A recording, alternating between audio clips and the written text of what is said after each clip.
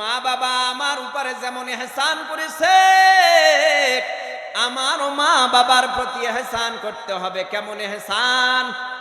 বাবা বুড়া হয়ে গেছে, হাঁটতে পারে না, চোখে দেখে না, কম চোখে দেখে। তোমার আমার মতো মা বাবা একদিন নওজোয়ান ছিল, যুবক ছিল, যুবতী ছিল, অল্প দিনের ব্যবধানে আমার মা বুড়া হয়ে গেল। অল্প দিনের ব্যবধানে আমার বাবা বুড়া হয়ে গেছে,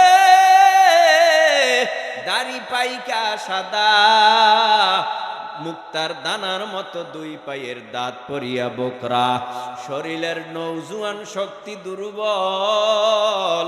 জমিনের মধ্যে এখন একা একা হাঁটতেও পারে না, চোখের দৃষ্টি শক্তি দুর্বল হয়ে গেল, হাঁটতে পারে না, খাইতে পারে না, শরীর দুর্বল। কি ইহসান করবা? তোমার বাবাকে ধইরা ধইরা ধইরা ধইরা একটু হাঁটাও, তোমার বাবার মুখের মধ্যে খানা দিয়া দাও। তোমার বাবা দুর্বল হয়ে গেছে, বাবাকে একটু হাঁটাও, বাবাকে একটু ব্যায়াম করাও, বাবার কাছে তুমি সময় দাও। তুমি ছোট অবস্থায় তোমারে কত সময় দিল, তোমার মা এখন অসুস্থ হয়ে প্যারালাইসিসের মতো রোগী হয়ে ঘরের মধ্যে পড়ে আছে। তোমার মা হাঁটতে পারে না, চলতেও পারে না, খাইতেও পারে না। এখন তোমার মাকে তুমি লোকমা দিয়া খানা খাওয়ায়া দাও। তোমার মা দুর্বল হয়ে গেছে, তোমার মার খোঁজ খবর নাও, কারণ তোমার প্রতি তোমার মা বাবা ইহসান করেছে। তোমার প্রতি ছোটবেলা তোমার মা বাবা কত দয়া করেছে, এখন তুমি তোমার মা বাবার প্রতি দয়া করো। দয়া, মা বাবার কাপড় দরকার, মা বাবার পোশাক দরকার। তুমি তো বলো নাই মা আমাকে পোশাক দাও, তুমি তো একদিনও বলো নাই মা আমারে খানা দাও। কিন্তু মা যেদিন তুমি কথা বলতে পারো নাই, তখন তুমি কান্নার আওয়াজ দিয়েছিলা। ও মা খানা দাও বলো নাই, কিন্তু তোমার কান্নার আওয়াজে মা বুঝতে পারতো এখন আমার বাবার খানার প্রয়োজন, এখন আমার বাবার ঘুমের প্রয়োজন, এখন আমার বাবার গোসলের প্রয়োজন। মা বাবা এত তোমার আমার উপরে দয়া করেছে, এখন তোমার মা বাবা বুড়া হয়ে গেছে, এখন তোমার স্ত্রীর কথায়, আপনজনের কথায় মা বাবারে তুমি দূর দূর করে সরায়া দাও, তাড়ায়া দাও। তুমি তো আসলে মা বাবা তাড়ায়া দিতেছো না, তুমি তোমার রহমতার, তুমি আল্লাহর দয়া তারাই দিতেছো, রহমত তারাই দিতেছো। মা বাবা তিন ব্যক্তির দোয়া কবুল হয়, মুস্তাজাবুদ দাওয়া। এক নাম্বার, মা বাবা যদি আল্লাহর আদালতে দোয়া করে দোয়া কবুল হয়। মুসাফির দোয়া করলে দোয়া কবুল হয়, মাজলুম দোয়া করলে আল্লাহর আদালতে দোয়া কবুল হয়। মাজলুমের দোয়া কবুল, মুসাফিরের দোয়া কবুল, মা বাবার দোয়া কবুল। এই তিন ব্যক্তির বদদোয়াও কবুল, দোয়াও কবুল। মা যদি দোয়া করে কবুল, বাবা দোয়া করলে কবুল, বদদোয়া করলেও কবুল হয়ে যায়। সমাজের মধ্যে দেখবা যত উচ্ছৃঙ্খল দুষ্ট সন্তান, এরা মা বাবার অভিশাপের কারণ, মা বাবার চোখের পানির কারণে সন্তান উচ্ছৃঙ্খল হয়ে যায়। যে সমস্ত সন্তানেরা মা বাবার কথা শোনে না, এ সমস্ত সন্তানের কপাল পুরো খারাপ। এ সমস্ত সন্তান যেখানে যাবে সেখানেই অপদস্থ হবে, লাঞ্ছিত হবে, অপমানিত হবে, সব জায়গায় এই ব্যক্তি ধরা খেয়ে যাবে। আর যারা মা বাবার দোয়া পাবে সব জায়গায় সম্মানিত হবে, ঠিক কিনা? আপনাদের এলাকায় মা বাবার অবাধ্য সন্তান দু চারজন আছে না নাই? মা বাবার অবাধ্য সন্তানের কপাল কত খারাপ।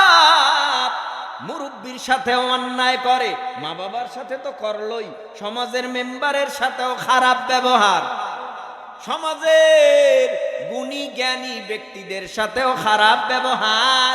কারণ এটা উশৃঙ্খল হয়ে যায় মা বাবার বদদোয়ার কারণে। মা বাবার দোয়া নিয়ে যারা চলে না, তাদের মতো অসভ্য পৃথিবীতে আর কেউ নাই, ঠিক কিনা? আর যারা মা বাবার দোয়া নিয়ে চলে, তাদের কোথাও কোনো অভাব হয় না, না ইজ্জতের, না সম্মানে, না টাকা পয়সার, কোনো কিছুর অভাব নাই। মা বাবারে তুমি সম্মান করে কথা বলো, সাবধান। উফিউ ওয়ালা তানহারহুমা ওয়া কুল লাহুমা কওলান কারীমা। তোমার মা তোমার বাবা দনজন যদি বৃদ্ধ বয়সের হয়ে যায়, বুড়া বয়সের হয়ে যায়, তুমি কতবার বাবারে বলেছো, বাবা এটা কেন হইছে? বাবা জবাব দিছে, এটা এই জন্য হয়েছে। বাবা জবাব দিয়েছে, এটা ওই জন্য হয়েছে। এখন তোমার বাবা মা বুড়া হয়ে গেছে, তোমার বাবা মা এখন একটু কথা কম বেশি বলে, তাই তোমার মাথা খারাপ হয়ে যাইতেছে। তুমিও তো ছোটবেলা, আমিও ছোটবেলা, আমার বাবা মাকে কত প্রশ্ন করেছি, বাবা মা প্রশ্নের জবাব দিয়েছে। এখন তুমি জমিনের মধ্যে দেখতেছ তোমার মা বাবা বৃদ্ধ হয়ে গেছে, বারবার প্রশ্ন করতেছি, তোমার মাথা গরম হয়ে যাইতেছে। কেন এগুলি করা হয়? বিরক্ত হওয়া যাবে না। মা বাবার দোয়া বড় দামি পাওয়ারই দোয়া। মা বাবা দোয়া করলে দোয়া ফেরত আসে না, এরকম হাজার প্রমাণ আছে। মা বাবার অবাধ্য হইয়া কবরে গেছে, কবরে ধাউ ধাউ করে জাহান্নামের আগুন জ্বলছে। মা বাবার অবাধ্য হইয়া আল্লাহর আদালতে দোয়া করলে দোয়া কবুল হয় না। মা বাবার সঙ্গে অন্যায় করিয়া হজ করলে হজ কবুল হবে না, যাকাত দিলেও কবুল হবে না, তেলাওয়াত করলেও কবুল হবে না। মা বাবার অবাধ্য হইয়া দুনিয়ার জমিনে চললে দামি হওয়া যাবে না, অপমান হওয়া লাগবে। রাগ করা যাবে না রে যুবক। একটা হাদিসের গল্প শুনাইয়া যায়, মন গড়া কোনো কথা নয়। আখির জামানার পয়গম্বর মুহাম্মাদুর রাসূলুল্লাহ সাল্লাল্লাহু আলাইহি ওয়াসাল্লাম জান্নাতুল বাকি কবরস্থান, একটা গোরস্থান আছে মদিনায়। এই মদিনায় জান্নাতুল বাকি গোরস্থান। আমার নবী তদানীন্তন সময় কিছু সাহাবায়ে কেরাম নিয়া ওই জান্নাতুল বাকি কবরস্থানে হাজির হয়ে গেছে, কবর জিয়ারত করার জন্য, দোয়া করার জন্য। মাইয়েতের জন্য দোয়া করবে, চোখের পানি ফালাইয়া কবর জিয়ারত করে দোয়া করে নবী। হঠাৎ দেখতেছে একটা কবরের মধ্যে জাহান্নামের আগুন, জাহান্নামের সাপ বিশ্বু জড়াইয়া পেঁচাইয়া কামড়াইতেছে। মায়ার নবী তো বড় উম্মত দরদি নবী, চোখের পানি ফালাইয়া কান্নার আওয়াজ দিতেছে, ও আল্লাহ গো, এই কবরে তুমি আযাব দিও না, কবর জান্নাতের বাগান বানায় দাও। নবীর দোয়া কবুল হয় না, আবার নবী চোখের পানি ফেলে দোয়া করে, আল্লাহ এটা আমার উম্মতের কবর, এই কবরের মধ্যে আযাব দিও না। দোয়া কবুল হয় না, কান্নার পাওয়ার বেড়ে গেছে। আমার নবীর পবিত্র সিনা মোবারকটা কবরের সাথে লাগাইয়া দিয়া দোয়া করে, আল্লাহ এই কবরের মধ্যে তুমি আযাব দিও না, এই কবরের আযাব তুমি মাফ করে দাও। আমি নবী দোয়া করলাম, আমার দোয়ার ফসলে তুমি কবরের আযাব মাফ করে দাও। দোয়া কবুল হয় না। উপস্থিত সাহাবীদেরকে নবী ডেকে বলেন, ও সাহাবায়ে কেরাম, তোমরা বলতে পারবা কি এই কবরটা কার? কয় না পয়গম্বর, আমরা জানি না। নবী বললেন, ও সাহাবায়ে কেরাম, তোমরা সব জায়গায় মদিনায় এলান করে দাও, এই জান্নাতুল বাকি কবরস্থানে যত কবর আছে, সকল কবরবাসীর আপনজনেরা সকল কবরবাসীরা আপনজনেরা যেন এই কবরের কিনারায় উপস্থিত হয়ে যায়। আমি দেখতে চাই এই কবরটা কার এবং তারা আপনজনেরা কেউ দুনিয়ায় আছে কিনা।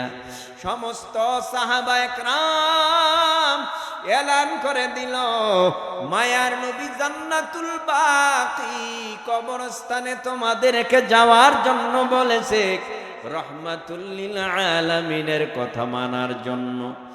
জান্নাতুল বাকি কবরস্থানে যাদেরকে দাফন করা হয়েছে সকলেই সেখানে গিয়া, কেউ ছেলে, কারো ভাই, কারো আপনজন, কেউ বা কারো বা বাবা, কারো বা মা, আপনজনেরা হাজির হয়ে গেল জান্নাতুল বাকি কবরস্থানে। জান্নাতুল বাকি কবরস্থানে যাওয়ার পর সবার কবরের কিনারায় আপনজনেরা দাঁড়ায় যায়। যেই কবরের মধ্যে আযাব হয়, এই কবরের কিনারায় আজও কাউকে দেখা যায় না। দূরে, বহু দূরে তাকায় দেখতেছে একটা লোক হাতের মধ্যে লাঠি নিয়া, কোমরটা বাঁকা, বৃদ্ধা বয়সের এক মা আস্তে আস্তে করে কদম দিতে দিতে জান্নাতুল বাকি কবরস্থানের দিকে আগায় আসতেছে। আমার মায়ার নবী নিজে দুর্বল মাকে দেইখা সামনে আগায়া গেল। আল্লাহর নবী ডেকে বলে, মা আপনি কোথায় যাবেন? নবী, আপনি না বলেছেন জান্নাতুল বাকি কবরস্থানে হাজিরা দিতে, তাই আমি বহু দূর থেকে এসেছি, আমার বেয়াদবি মাফ করবেন, আমার একটু লেট হয়ে গেল। আল্লাহর নবীকে বলে, আমার মা বাবা আপনার নামে কোরবান হোক, আমার বাড়ি অনেক দূরে, আপনি যদি না বলতেন আমি আসতাম না, আমি অনেক বুড়ো মানুষ, কষ্ট হয়, হাঁটতে পারি না। নবী, আল্লাহর নবী দেখতে চায় কোন কবরের কাছে যায়। যাইতে যাইতে এই বৃদ্ধা মা যেই কবরের মধ্যে আযাব হয়, এই কবরের কিনারায় গিয়া দাঁড়ায় গেছে। মায়ার নবী বলে, ও মা, এই কবরটা কার? বলে, এই কবরটা তো আমার 10 মাস 10 দিন গর্ভে ধারণ করা সন্তানের কবর। 2 মাস 2 বছর 2.5 বছর আমার বুকের দুগ্ধ পান করা সন্তানের কবর। আমি প্রসব বেদনায় কত কষ্ট করলাম, সেই আদরের মায়ার আমার কলিজার ধনের কবর। নবী আমার ডেকে বলেন, এটা আপনার ছেলের কবর? কয়, হ্যাঁ, আপনার ছেলের কবরে তো আযাব হয়। মা চোখের পানি ফালাইয়া আল্লাহর দরবারে শুকরিয়া আদায় করলেন, আলহামদুলিল্লাহ, ও আল্লাহ গো, আমার মতো গুনাহগারের দোয়া তুমি কবুল কইরা নিলা। আমার ছেলে আমার অবাধ্য ছিল, আমার ছেলে আমাকে মানে নাই, তুমি আমার মতো গুনাহগারের দোয়াও বরদোয়া কবুল করলা, এজন্য তোমার কাছে 1000 কোটি শুকরিয়া। নবী আমার ডেকে বলে, আপনার ছেলের কবরে আযাব হয়, আপনার তো বেজার হওয়ার দরকার, দুঃখ প্রকাশ করার দরকার, কিন্তু আপনি কেন আলহামদুলিল্লাহ বলে খুশি হইলেন? এবার মা চোখের পানি ফালাইয়া ফোফাইয়া ফোফাইয়া কান্নার আওয়াজ দিয়া বলে, ও হুজুর, অবস্থা কেমন জানেন? আমি আমার জীবদ্দশায় অল্প বয়সে আমি স্বামী হারা বেদবা হয়ে গেলাম। এই ছেলের চেহারার দিকে তাকাইয়া আমি দ্বিতীয়বার বিবাহ বসি নাই। ও পয়গম্বর, এই ছেলেটা আস্তে আস্তে বড় হয়, ছেলের কথায় ছেলের ব্যবহারে আমি অনেক বড় বেদিত হয়ে গেছি। ছেলের কথায় ছেলের ব্যবহারে আচরণে এমন কোনো দিন যায় নাই যেই দিনটা আমি কান্না করি নাই, যেই দিনে আমি চোখের পানি ফালাই নাই। এই যে আমার কোমরটা দেখেন, এই কোমরটা অল্প দিনের ব্যবধানে আমার বাঁকা হয়ে গেছে। কেমনে জানেন? একটা লাঠি হাতে লইয়া আমার শরীরের মধ্যে, কোমরের মধ্যে অনেক বড় জোরে জোরে প্রহার করত, আঘাত করত। ওই আঘাতে আমার শরীরের চামড়া ফাইটা রক্ত শিরশির করে বের হয়ে যেত। ও আল্লাহ, আল্লাহর কাছে আমি বরদোয়া করছি, ও আল্লাহ, যেই ছেলেরে আমি সব দিক থেকে ভালো রাখার চেষ্টা করলাম, ওই ছেলে আজকে আমারে মারে। ও আল্লাহ, আমার আগে যদি এই ছেলের মরণ হয়, কবরের মধ্যে আযাব দিও।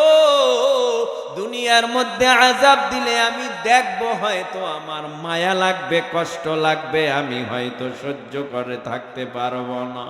এই জন্য আল্লাহর কাছে দোয়া করেছি, আল্লাহ কবুল করেছে। নবী আমার চোখের পানি ফালাইয়া কান্না করে আর বলে, আপনি আপনার ছেলেরে মাফ কইরা দেন, কারণ আপনার হলো ছেলে, আমার হলো উম্মত। আমার উম্মতের জন্য বড় মায়া লাগে। আপনি একটু মাফ করলে আল্লাহ মাফ করবে। এ যুব সমাজ, এ তরুণ সমাজ, ও পর্দার অন্তরালার মা বোনেরা, নবী দোয়া করে কবুল হয় না। কারণটা কি? বলে মা বাবার সাথে বেয়াদবি করলে, নবীরা দোয়া করলেও আল্লাহর আদালতে কবুল হবে না। মা বাবার সাথে বেয়াদবি করলে যতক্ষণ মা বাবা মাফ না করবে, ততক্ষণ পর্যন্ত কারো কাছে গিয়া দোয়া চাইলে দোয়ায় কোনো ফায়দা হবে না। মা বাবা যদি মাফ না করে, মা বাবার থেকে যদি মাফ না পাও, দুনিয়ার কারো কাছে মাফ চাইলে হবে না।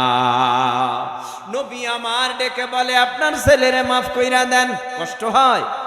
আপনার ছেলেরে মাফ করে দেন। আমার নবীর সাথে সাথে বলার পরে নবীরে ওই বৃদ্ধা মা ডেকে বলে, অন্য কোনো কথা থাকলে আমি মানব, মাপের কথা আমি মানব না। এই কলিজাটা ছিদ্র হয়ে গেছে, এই কলিজাটার মধ্যে বড় আঘাত, এই কলিজাটাই আমার মানায় না। নবী অন্য কথা থাকলে বলেন। আল্লাহর নবী ডেকে বলেন, আপনি মাফ করবেন না? কয় না, করব না। নবী আমার চোখের পানি ফালাইয়া কান্নার আওয়াজ দিয়ে আল্লাহরে ডেকে বলে, আল্লাহ, আপনি ছাড়া আর কেউ নাই, জাহান্নামের আযাব কবরে হয়। এই মাকে ওই কবরের আযাব দেখিয়া চিৎকার মারিয়া জমিনের মধ্যে বেহুশয়া পড়ে গেল। যখন জমিনে বেহুশয়া পড়ে যায়, হঠাৎ হুঁশ ফেরার পর এবার মা ডাক দিয়া বলে, ও পয়গম্বর, এত বড় কঠিন আযাব হয়, যদি আমি আগে জানতাম আরো আগে মাফ করে দিতাম। আমার ছেলেরে আমি মাফ কইরা দিলাম। আল্লাহ ডেকে বলে, ও আযাবের ফিরিস্তারা, তোমরা কি শুনেছো? ওর মা ওকে মাফ করে দিছে, আমি কেমনে এখন কবরের মধ্যে আযাব দেই? আমি আল্লাহ তার সন্তানের কবরের আযাব মাফ কইরা কবর জান্নাতের বাগান বানায় দিলাম। কি মনে করেছো ভাই? মা যদি দোয়া করে কবুল হয়ে যায়। মায়ে যখন দোয়া করে চলে যায় আরশ পরে, মায়ে যখন দোয়া করে চলে যায় আরশ পরে, কবুল হয়ে সাথে সাথে ফল দেখিতে পাও। মায়ের দোয়া লও হে মুমিন, মায়ের দোয়া লও, মায়ের দোয়া লও হে মুমিন, মায়ের দোয়া লও। বিপদে পড়বে না তুমি যখন যেথায় যাও, বিপদে পড়বে না তুমি যখন যেথায় যাও। মায়ের দোয়া লও হে মুমিন, মায়ের দোয়া লও। একটি গেলাস পানির ফলে মা বাইজিদের কোলে তুলে, হাত তুলে মা বলেন বাইজিদিকে ওলি বানাও। হাত তুলে মা বলেন বাইজিদিকে ওলি বানাও। মায়ের দোয়া লও হে মুমিন, মায়ের দোয়া লও। বিপদে পড়বে না তুমি যখন যেথায় যাও। মায়ের দোয়া লও হে মুমিন, মায়ের দোয়া লও। খারাপ লাগতেছে? শুনবেন নি আরো দুই এক? কতর সময়? কতর সময়? হ্যাঁ, আমি যতক্ষণ বলি অতক্ষণ ইনশাআল্লাহ বলেন। জোরে বলেন ইনশাআল্লাহ। ভাইরা আমার, মা বাবার দোয়া নাও। পীরের দোয়া কবুল হয় কিনা খবর নাই, ইমামের দোয়া কবুল হয় কিনা খবর নাই, আলেমের দোয়া কবুল হয় কিনা খবর নাই, কিন্তু গ্যারান্টি কার্ড মা বাবার দোয়া আল্লাহর আদালতে কবুল। মা বাবার কাছ থেকে যদি দোয়া নাও, তুমি যদি কোটিপতি নাও হও, আল্লাহ তোমার ইজ্জত সম্মানের সাথে দুনিয়ায় বসবাস করার তৌফিক দিয়ে দিবি। এজন্য মা বাবার সাথে ভালো ব্যবহার করো। একটু মোহাব্বতের নজরে ভাই জিব্বা নাড়ায় বলেন, মা বাবার এত দয়া এত মায়া, 20 বছর পর্যন্ত সন্তান মা বাবার সাথে অন্যায় করলো, 30 বছর করলো, হঠাৎ করিয়া মা বাবার কাছে গিয়া যদি বলে মা আমি অন্যায় করেছি, এমন কোন পাষাণ হৃদয়ের মা আছে তারে তাড়ায়া দিবে?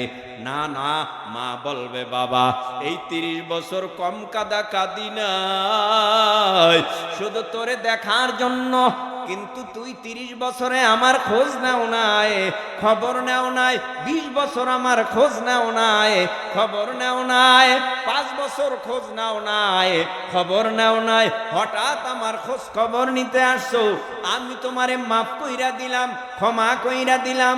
একটু প্রশ্ন করি, জবাব দেন, এই মা বাবার চাইতে আমার আল্লাহর দয়া মায়া কম না বেশি? আমার আল্লাহর দয়া কেমন?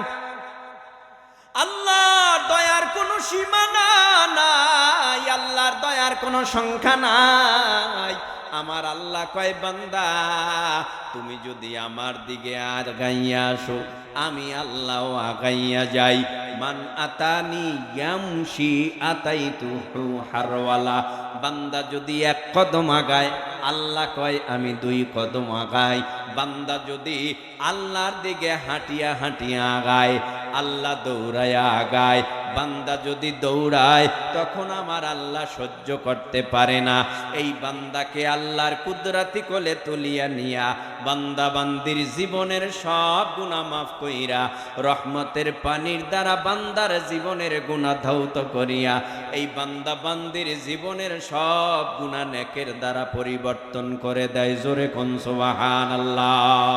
মুসলমানি বুয়াদ গরদান নেহাদান ইনানে খুদ বদসতে খাজাদাদান গরবাসুরত আদমি ইনসাবুদে আহমদবু জহলহানক সাবুদে আদমিরা আদমি আদলা সে মস্তউদে রাগর বুনা বাশত হাই জামাস। আল্লাহ পাক রব্বুল আলামিন বলেন আমার দয়ার সীমানা নাই, সংখ্যা নাই। দুনিয়ার মানুষের দয়া মায়ার ভালোবাসার একটা সীমা সংখ্যা আসেনি? আছে, কিন্তু আল্লাহর দয়ার সীমা নাই, সংখ্যা নাই। এজন্যই আল্লাহ বলে কুল ইয়া ইবাদিয়াল্লাযীনা আসরাফু আলা আনফুসিহিম লা তাকনাতু মির রাহমাতিল্লাহ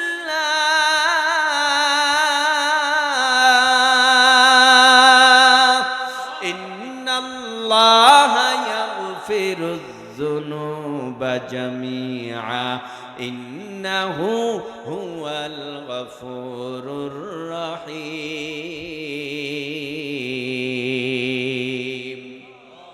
আল্লাহ পাক রব্বুল আলামিন বলেন, এ বান্দা তুমি অন্যায় করেছো, জুলুম করেছো নফসের সাথে, তুমি অন্যায় করেছো, কুফরি করেছো, তুমি অন্যায় করেছো, তুমি অসভ্যতার বেড়াজালের মধ্যে নিমজ্জিত আছো।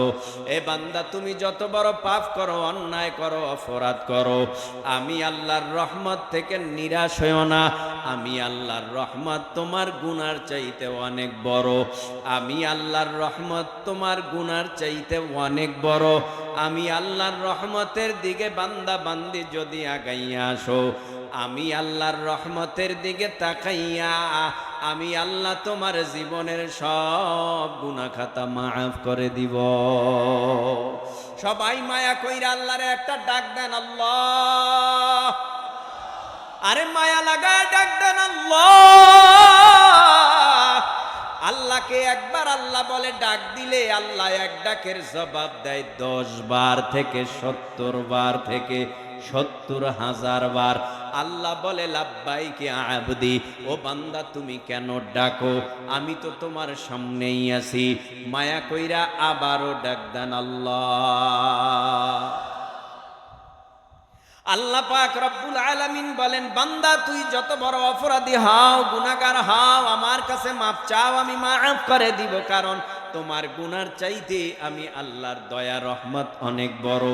আমার কাছে বান্দা তুমি মাপ চাইতে দেরি করবা, আমি আল্লাহ তোমাকে মাফ করতে দেরি করব না। এ যুবক ভাই, অল্প টাইমের ভেতরেই এখন মোনাজাত হয়ে যাবে। দেখো দুফোঁটা চোখের পানি ফেলে এখান থেকে বিদায় হতে পারো কিনা। এ যে হাত দেখো, হাত হাত গুনাহ করতে করতে হয়ে গেল না পাক। এই যে পাও দেখো, পাও গুনাহ করতে করতে হয়ে গেল না পাক। এই যে জবান আর জিহ্বা দেখো, গুনাহ করতে করতে হয়ে গেল না পাক। এই যে অন্তরের আত্মা, গুনাহ করতে করতে হয়ে গেল না পাক। এই না পাক হাত, না পাক পা, না পাক জবান, না পাক আত্মা পরিষ্কার না করিয়া যদি ওই কবরে যাই, ওই কবরে উপায় নাই, হাসরে উপায় নাই, মিজানে উপায় নাই, পুলসিরাতে উপায় নাই। এরে যুবক ভাই, এই জন্য তোমার আমার আল্লাহর দরবারে কান্না করো, চোখের পানি ফালাও। এখানে অনেক আল্লাহর বান্দা আছো মা হারা এতিম, অনেক আল্লাহর বান্দা আছো বাবা হারা এতিম। ওই মা বাবা কবরে ঘুমাইয়া কান্নার আওয়াজ দিয়া বলে, সন্তানেরা আমি কবরের মধ্যে আরামে নাই।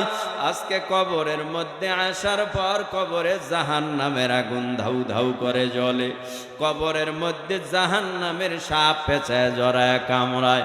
তোমার মা তোমার বাবা এই কবরের মধ্যে আসার পর গুনার কারণে কবরের মধ্যে জাহান্নামের আগুন ধাউ ধাউ করিয়া জ্বলিয়া কলিজা পড়িয়া তোমার মা বাবার ছাই হয়ে গেল। জাহান্নামের সাপ জড়াইয়া পেঁচাইয়া তোমার মা বাবারে কামড়ায়। তোমরা দোয়া করো, তোমাদের দোয়ার ফসলে আল্লাহ পাক আমাদের মাফ করে দিবে। এরে যুবক ভাই, এই দুনিয়া থেকে তুমিও বিদায় হবা, আমিও বিদায় হব, বাবা মাও বিদায় হবে, দাদা দাদু নানা নানু আপন জনেরা অনেকে বিদায় হয়ে গেল। তুমিও হবা, আমিও হব। হঠাৎ করে আওয়াজ আসবে, নাই নাই নাই, ছেলে নাই, মেয়ে নাই, ভাই নাই, বন্ধু নাই, আপনজন নাই। এই জন্য সবাই মরণের আগে মুখের ভিতরে চামিচ দিয়া পানি দেয়, দুই গাল বেয়ে বেয়ে পানিগুলি জমিনে গড়ায়া গড়ায়া পড়ে। হঠাৎ করে সন্তান আওয়াজ দিবে, তাকায় দেখ আমার মা নাই, তাকায় দেখ আমার ভাই নাই, তাকায় দেখ আমার দাদা নাই। আওয়াজ দিবে, তাকায় দেখ যেহেতু নাই, তাড়াতাড়ি দাড়ি করিয়া, নাকের ফুল খোল, কানের দুল খোল, গলার চেইন আর সার খুলিয়া ভালা, গলার চেইন খুলিয়া হঠাৎ করিয়া বস্ত্র খুলিয়া হঠাৎ আওয়াজ দিবে, তাড়াতাড়ি বাঁশ কাঠ বড়ই পাতা দিয়া গরম পানি কর, কাফনের কাপড় আনতে বাজারে যা। এই তো শুরু হয়ে যাবে বিদায়ী ঘন্টা। বিদায়ী ঘন্টা যখন এসে যাবে, আওয়াজ দিয়া বলবে, নাকে কানে তুলা দিয়া মশারি টানায়া গোসল দাও। এরপরে কাপন পরাইয়া জানাজা দিয়া সবাই চলে যাবে। তোমার আমার জানাজা পড়াইয়া এবার কবরের দিকে নিয়ে যাবে, কবরে নামাইয়া সবাই চলে যাবে। ওই কবরে এখন আমার আল্লাহ ছাড়া আর আপন কেউ নাই। আছে? ওই কবরে প্রশ্ন করা হবে, তুমি আওয়ামী লীগ ছিলানি, বিএমপি ছিলানি, জাতীয় পার্টি ছিলানি, জামাত, চরমনাই, হেফাজত, জমিয়ত, খেলাফত ছিলানি। জিগাইব কি? জিগাইব রবের পরিচয় নিয়ে আসছনি। তোমার রবকে, দিন কি বলো, নবীকে বলো। জবাব দিতে পারলে কবর জান্নাতের বাগান, জবাব দিতে না পারলে কবর আও হুফরাতুম মিন হুফারিন নার, জাহান্নামের আগুনের গর্ত।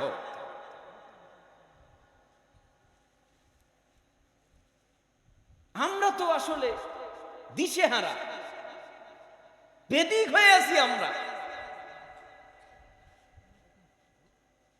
আমাদের এখন এমন পর্যায়ে পৌঁছানো উচিত, টুপির দিকে তাকানোর সুযোগ এখন আর নাই, পীরের দিকে তাকাবার সুযোগ এখন আর নাই। যে যেই রাজনৈতিক ব্যানার নিয়ে চলেন, চলতে থাকেন, অসুবিধা নাই। লক্ষ্য থাকবে একটা, এই দেশে কোরআনী আইন, ইসলামিক কর্মকাণ্ড যেন চালু হোক। ঠিক কিনা জোরে বলে? তো এই অবস্থা করতে হলে আমাদের অনেক মেহনত করতে হবে, কষ্ট করতে হবে, মুজাহাদা করতে হবে। কেন? আমাদের উদ্দেশ্য থাকবে একটা। ভাই বলেন তো, এই দেশে যদি একটা আইন জারি থাকে, একটা শুধু পার্লামেন্টে আইন হইতো, চোর ধরা খাইলে হাত কেটে দাও, কয়টা? কথা কয় না। এত যৌথ অভিযান চালান লাগতো নি? এত যৌথ অভিযান লাগতো? এত যৌথ অভিযান লাগতো না। সেই অপেক্ষমান সৌদিতে চুরি বেশি হয়নি? কথা কন না কেন?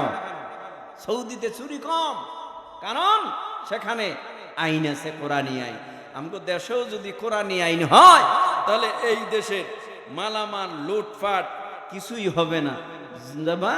বিভিন্ন দিক থেকে নজর করলে দেখা যায় মানুষ আজ ধৈর্য হারাচ্ছে। এক একজনে এক এক কথা, কত মানুষ কত কথা বলে। হ্যাঁ, ডানে বামে চলার কোনো মাপকাঠি নেই। যে যেমনে পারে চলতেছে, যে যেমনে ভাবে চলতেছে, যে যেমনে পারে চলতেছে। রিস্কা সামনে, গাড়ি সামনে দাঁড় করায় দেয়, ব্রেক দিছে, বললে কিছু করার নেই, সেও উল্টো অ্যাকশন নিবে। এই জন্য আমাদের উচিত দোয়া করা দেশটার জন্য। কথা বলেন না কেন? উল্টা পাল্টা কোনো মন্তব্য করা যাবে না। আমরা চাই এ দেশ শান্তিময় হোক, আমরা চাই এ দেশ আল্লাহ ওয়ালাদের দোয়ার মাধ্যমে সুস্থ চলুক, ভালো চলুক। ঠিক কিনা জোরে বলুন? আমরা চাই আল্লাহ তাআলা যেন আমাদের সবাইকে কবুল করুন। বলে না আমি? আরো জোরে বলে না আমি? দ্বীনের জন্য, ইসলামের জন্য আমাদেরকে এক ও নেক হওয়ার তৌফিক দান করুন।